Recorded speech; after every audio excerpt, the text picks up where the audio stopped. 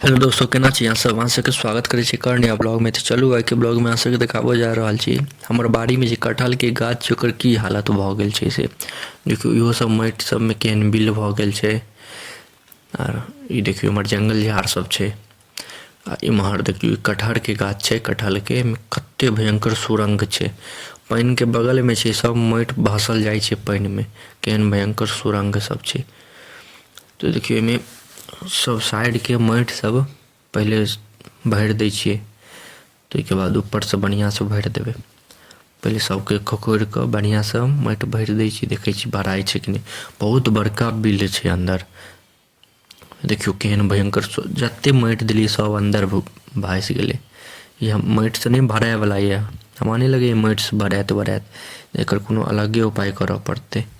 देखै छियै सब अंदर जेने जाइ छै, देने जाइ छियै तैयो किछु एकर सुनवाइए नहि छै। देखियो कते भयंकर बिल छै। साँप बिल बना देलकै। एहिमे ईंटे धऽ दै छै। ई मोटगर छै, रुकि जाउ पातर वाला ईंटा लेबऽ दिअ।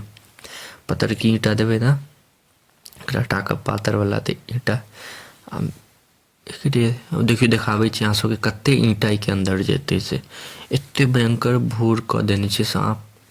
साँपे के बिल हेतै और कथी के बिल हेतै कि सब अंदर के माटि सब भसि कऽ चलि गेलै। आ नहि तऽ ई नहि करबै अगर एखन सोल्यूशन, नहि तहन तऽ गाछे सुखा जेतै। कटहल के गाछ सुखा जायत। देखियो दूगो ईंटा एना लम्बा घुसेलियै वो घुसि गेलै। ओहिके बाद एगो आधा बड़का आधा टा के ईंटा देबै सेहो चलि जेतै। बहुत बड़का छलै। एहिमे कखनो नहि हेतै तऽ कखनो गाछे गिर जेतै या गाछे सुखा जेतै।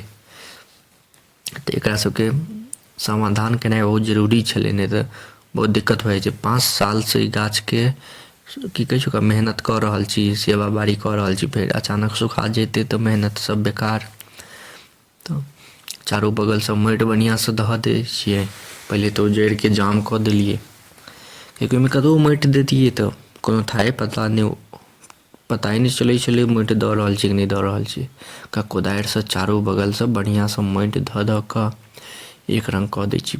गाछमे माटि रहनाइ बहुत जरूरी छै, नहि तऽ गाछ अहाँके सुखा जायत। कटहलके गाछ छै हमरा ओतऽ पहिले बहुत बड़का कटहलके गाछ रहै, तऽ ओ सुखा गेलै। एकरा फेर लगेलियै। 5 सालसँ छै ई कटहल गाछ। एखन तक एकोटा कटहल नहि फड़लैए। आब फड़तै 1-2 सालमे। तऽ देखियौ तकरा चाहै छी केनाहु बचा लियै। पूरा एकर जड़िए खाली भऽ गेल रहै तऽ ओकरा तऽ केनाहु झपनाइ रहै जड़िके, नहि तऽ तुरत्ते सुखा जैतै गाछ। तऽ जतऽ कतहु भी अहूँ सबके गाछ कतहु भी जड़ि देखार भऽ जाय तऽ जड़िके तुरत झाँपि दियौ और ऊपरसँ कतहुसँ माटि आनिकऽ ओतहिसँ कोड़िकऽ गाछपर माटि बढ़िआँ जकाँ चढ़ा दियौ। देखियौ तहने गाछके जान बचत। सेवा बाड़ी करबै तहने ओहिमेसँ फल मिलत, नहि तऽ नहि फल मिलत, तुरत्ते सुखा जायत। बहुत मेहनतसँ रोपने छी कटहल गाछके। 5 सालसँ मेहनत कऽ रहल छी। पता नहि किया फँसि रहल छै मोबाइल। रुकि जाउ, बड़ फँसि रहल छै मोबाइल। हाँ तऽ देखियौ अब माटिके बढ़िआँसँ चढ़ा देलियै गाछपर। ईंटोके चारू ईंटा छलै तऽ चारू बगलसँ ईंटोके अब गेट दै छियै। एखन जे जेना होइ छै ओना कऽ दै छियै, आब की करियै। देखियौ चारू बगलसँ ईंटाके बढ़िआँसँ गेट देलियै। आब एहिमे पानि कनिक पटा देबै।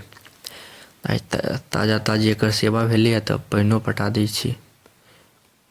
देख रहल छियै तऽ इएह छलै बहुत आसान तरीका। कतहु भी अहाँके जड़ि अहाँके बाड़ीमे या गाछीमे कतहु भी आमके गाछ या कोनो भी गाछके जड़ि देखा जाय तऽ ओकरा तुरत जड़िके झाँपि देबै, नहि तऽ गाछ अहाँके सुखा जायत। कोनो काजके नहि रहत गाछ। तऽ अहाँसब ई सबके ध्यान राखब। देखलियै कते आसानीसँ भऽ गेलै ई सब चीज। कनी देरके काज छलै, कनिक मेहनतवला काज छलै कनिक देरके। देखियौ कटहलके पत्ता सब छै, देखा दै छी कटहलेके पत्ता छै।